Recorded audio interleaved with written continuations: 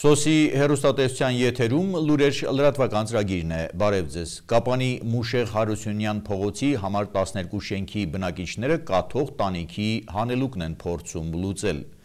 Տարիներ առաջ նորոգվելուց հետո բնակարանների առաստաղները այսօր կրկին կաթում են։ Բնակիչները տանիք են բարձրանում, ենթադրություններ անում, բայց պատճառը մինչ օրս չեն գտել։ Ունքը սարքելու տեղ աչքը հանեցին, հայտնի ասացվածքն է հիշում Տիկին Զոյան տանիքի մասին խոսելիս, չեր կաթում նորոգեցին, թե չէ սկսեց կաթել, ասում է։ 5 տարի առաջ Կապանի Մուշեղ Հարությունյան թաղամասի 12 շենքի բնակիչները ուրախացան, հայտնվել են երջանիկների ցուցակում, վերջապես գլխավերևում ապահով ծածկ կունենան, տանիքը նորոգվեց։ Ուստաբաշյանը ինքը ինձ պատասխանել է, որ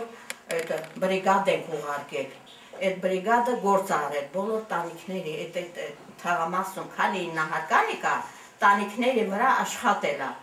Բայց բանից դուրս է եկել, որ այդ աշխատելուց հետո ավելի է վատթարացել։ Միջև են չէր կաթում, պրոստը բանը այդ տոլին ճակչկված է եղել, էլի։ 9-րդ հարկում բնակվողները չեն կարողանում լուծել հանելուկը, դուլեր չկան, անցքերը փակ, առաջին հայացքից կատարյալ վիճակ, սակայն փաստն այն է, որ բնակիչների համար սեփական անկյունում ապրելը անհնար է դարձել, 4 հարևաններով չգիտեն ում դուռը բախել, անընդհատ կաթոց, խոնավություն ու գարշահոտություն, բոլորի բնակարաններում լոգարանների առաստաղները ծայրահեղ վատ վիճակում են, պանելներում կուտակված ջուրը սկսել է սենյակներում միջանցք տարածվել, փորձել են նորոգել, հետո հասկացել են, ծախսած գումարը բառի բուն իմաստով ջուրն են գցել։ Ես էլ մենակ եմ, ինձ մարդ չունեմ, որ մեկին ասեմ կամ մի բան սարքի, կամ մի բան անեմ։ Այսքան փողը կոպեկ թուփեմ լազատ, տվել եմ ռեմոնտ արել, հիմա այնտեղից հոտ ա գալիս։ Ես էլ չեմ ուզում, մտեմ իմ տունս։ Դու չես պատկերացնում, որ այս հոտը, այս իմ առողջյանս վրա է ազդում, ես չեմ կարողանում մի բան ուտեմ։ Ինչ մանամ, քանի անգամ եմ բողոքել, քանի անգամ եմ գնացել։ Դե էսպես է, այս ջուրը հենց անձրևը գալիս է հոտներ հետնա։ Ընդհանրեն 3-4 հազար թոշակ եմ ստանում, 17 հազար նպաստ եմ ստանում, նպաստարում եմ։ Չգիտեմ ես, մի վարպետը գնում ես կանչում ես, հենց զուգարանի ջուրը հենա գնում է։ Մի վարպետ ես բերում, կանչում ես 5000 դրամ փող պետք է տաս։ Պատկերացրու ջուրը հալելուց հետո մի շաբաթ ջուրը կտրված, անձրևը կտրված վիճակում։ Երևի մի 5 օր անընդհատ կտրված է անձրևը, բայց անընդհատ այդ կաթկթոցը լինում էր, էլի, չոր, դուրսը չոր, մենք ոնց որ անձրևի տակ։ 9-րդ հարկից խոնավությունը ներքևի հարկն է հասնում, իսկ միջանցքում քարերը սկսել են պոկվել, անգամ բույն դրած մեղուներն են լքել կացարանը, որն է նորոգված տանիքից անձրևաջրերի կաթելու պատճառը, ամեն անգամ տանիք են բարձրանում հարևաններով ու փորձում պատասխանը գտնել, սելավատարներ, անորակ աշխատանք, թե հարևանի փակ պահոց։ Մտնում է պանելի մեջ, դից գալիս հա տները։ Կան ուզում են որ վերցնենք, մի անգամից էլ սարքենք, ինչ որ պետք է անեն, բայց ինձ բան կլի պետություն չկա։ Ես էլ եմ տենց մտածել, քանի որ այն բանը հարևանը Սուսաննա Մուսինը բերել է այստեղ ավելորդ աշխատանք է կատարել, քանի անգամ այդ տոլին առել, բերել, կպցրել, բայց ոչ մի տարբերություն չի տվել։ Հետո քաղաքապետարանից որ մարդ եմ կանչել եկել են, այս ջրատար խողովակները ստուգել են, այստեղ ապարատը բերել է, ջրատար խողովակը ստուգել,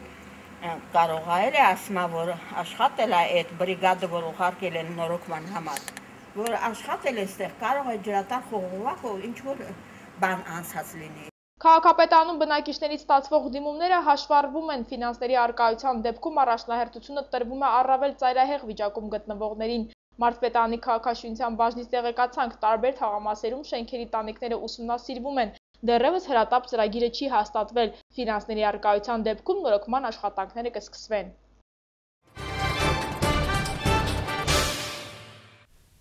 Կապանի համար 7 նախակրթարան ըստ ցուցակի 160 երեխա է հաճախում, ամբողջ փետրվարը հաշվի առնելով սուր շնչառական հիվանդությունների տարածվածությունը ծնողների մի մասը նախընտրել է երեխաներին մանկապարտեզ չտանել, հաճախելիությունների թիվը տատանվում է 80-ից 90-ի սահմաններում, իսկ նախակրթարանում վստահեցնում են բոլոր միջոցառումները ձեռնարկվում են հնարավոր հիվանդ երեխայի մուտքը բացառելու համար։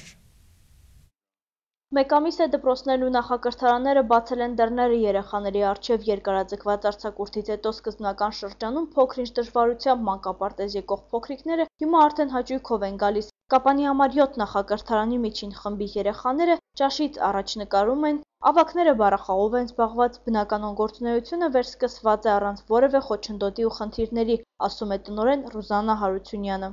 160 երեխա է, ընդհանուր հաճախելությունը 80, 100, 110 ունենք բացակայություններ, բայց մենք հիվանդ երեխաներ չունենք։ Մենք սպասում ենք վաղը, որովհետև ամեն օրյա բուժքույրի տեղեկատվությամբ գիտենք, որ մարտի 1-ից բոլորը կհաճախեն արդեն մանկապարտեզ։ Սուր շնչառական հիվանդությունների տարածվածության պատճառով ամբողջ փետրվարը ծնողների մի մասը նախընտրել է երեխաներին մանկապարտեզ չտանել ապահովության համար, չնայած նախակրթարանի տնօրենը վստահեցնում է, հետևել են բոլոր սանիտարահիգիենիկ կանոններին եւ ոչ մի հիվանդ երեխա մանկապարտեզ մուտք չի ունեցել։ Հենց մուտքի մոտ մենք ունենք կախած, որ խստիվ արգելվում է եւ ամենօրյա ստուգումներ դասիրակների կողմից բուժքույրը ամենօրյա շրջում է բոլոր խմբերով, եթե մի թեթևակի հաս կամ քթի հոսք ունի, մենք անպայման հետ ենք տալիս։ Ամբողջ փետրվարը այդպիսի 2 երեխա ենք հետ տվել։ Նախակրթարանը լոկալ ջեռուցման համակարգով է տաքացվում 2003 թվականից սկսած, ինչ վերաբերում է խմբասենյակներում անհրաժեշտ ջերմային ռեժիմին, ապա այստեղ 20-ից 21 աստիճանը ապահովված է։ Ռուզաննա Հարությունյանի խոսքով չեն սպասում, որ անպայման նոյեմբերի 15-ից սկսեն ջեռուցման սեզոնը, եթե հարկ է լինում, հոկտեմբերին էլ են միացնում։ Եթե ցուրտ է, պետք է միացվի։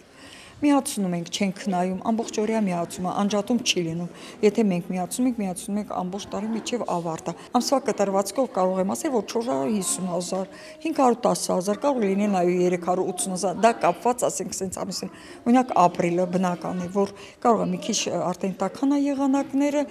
ցածրացնում ենք։ Նախակրթարանների համար սահմանված ամսավճարը անցած տարվա նոյեմբերից ծնողները սկսել են վճարել ոչ թե մանկապարտեզին, այլ բանկում բացված հաշվեհամարին։ Դժգոհություններ ծնողների կողմից հնչել են, բայց տնօրենը վստահ է, այս եղանակը ավելի նախընտրելի է։ Երևի թե բանկերում է եւ մի քիչ որ հերթեր է գոյանում այնտեղ դժգոհությունը, բայց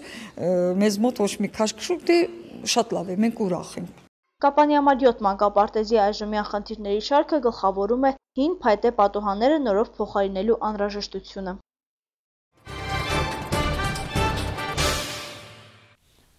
Օսկարի մրցանակների հանձնման արարողությունը անցել է առանց անակնկալների։ Լեոնարդո դի Կապրիոն 5 անհաջող փորձերից հետո վերջապես ստացավ իր Օսկարը։ Սիրիայում հրադադարի պահպանման վերաբերյալ առաջին հաղորդումները արդեն փոխարինվել են խախտումների մասին փոխադարձ մեղադրանքներով։ Թողարկման միջազգային լուրերը։ Օսկարի ամերիկյան կինոմրցանակների հանձնման արարողությունը անցել է առանց անակնկալների։ Լեոնարդո դի Կապրիոն 5 անհաջող փորձերից հետո վերջապես ստացավ իր Օսկարը որպես լավագույն դերասան։ Հեղինակավոր պարգևը Դի Կապրիոյին բերել է մեքսիկացի ռեժիսոր Ալեխանդրո Ինյարիտոյի Վերապրածը ժապավենը, որտեղ Դի Կապրիոն հանդես է գալիս գլխավոր դերում։ Կինոնկարը պատմում է որսորդների ուղեկցորդի մասին, ով ընկերոջ դավաճանությունից հետո փորձում է գոյատևել ամերիկյան վայրի արևմուտքում։ Կինոնկարը պարգևների է արժանացել նաև լավագույն ռեժիսուրայի և օպերատորական աշխատանքի համար։ Գլխավոր մրցանակ է ստացել ռեժիսոր Թոմաս Մաքքարթիի ուշադրության կենտրոնում կինոնկարը։ Ժապավենը հիմնված է իրական դեպքերի վրա։ Դա պատմություն է ամերիկյան Boston Globe թերթի լրագրողների մասին, ովքեր բացահայտել են հոգևորական մանկապիղծների ամենախոշոր միավորումը։ Լավագույն դերասանուհի է ճանաչվել ամերիկուհի Բրի Լարսոնը սենյակը կինոնկարում հանդես գալու համար։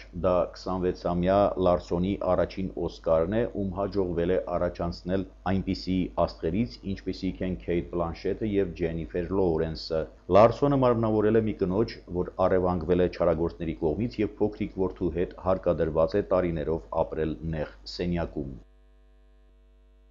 Սիրիայում հրադադարի պահպանման առաջին հաղորդումները արդեն փոխարինվել են խախտումների մասին փոխադարձ մեղադրանքներով։ Բաշար Ասադի հակառակորդները համացանցում տեղադրում են սիրողական տեսանյութեր պնդելով, որ դրանցում պատկերված են թե Սիրիայի բանակի ուղղաթիռներ, թե ռուսական ինքնաթիռներ։ Կադրից դուրս հնչող ձայնը պնդում է, թե ուղղաթիռները նետում են տակառային ռումբեր Հոմս նահանգում, դրա հետ մեկտեղ ճշտելով ժամանակը փետրվարի 28 և հայտարարելով Սիրիայի վարչակարգը խախտել է հրադադարը։ Սիրիայի ընդդիմությունը հայտարարել է նաև, թե անցած կիրակի 26 հարվածներ են հասցվել իրենց կողմից վերահսկվող շրջաններին ռուսական ինքնաթիռների կողմից։ Դամասկոսը և Մոսկվան հաղորդում են, որ լիովին պահպանում են հրադադարի ռեժիմը։ Ռուսաստանի պաշտպանության նախարարությունը իր հերթին հաղորդել է Բաշար Ասադի հակառակորդների կողմից հրադադարի խախտման 9 դեպքի մասին, այդ թվում Թուրքիայի տարածքից, որտեղից, ինչպես պնդվում է,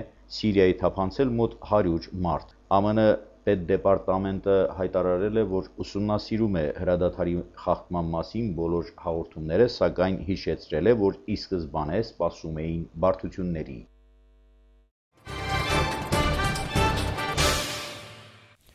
Սոսի հեռուստատեսության եթերում լուրեր լրատվական ծրագիրներ, ես ձեզ հրաժեշտ եմ տալիս մինչ նոր հանդիպում։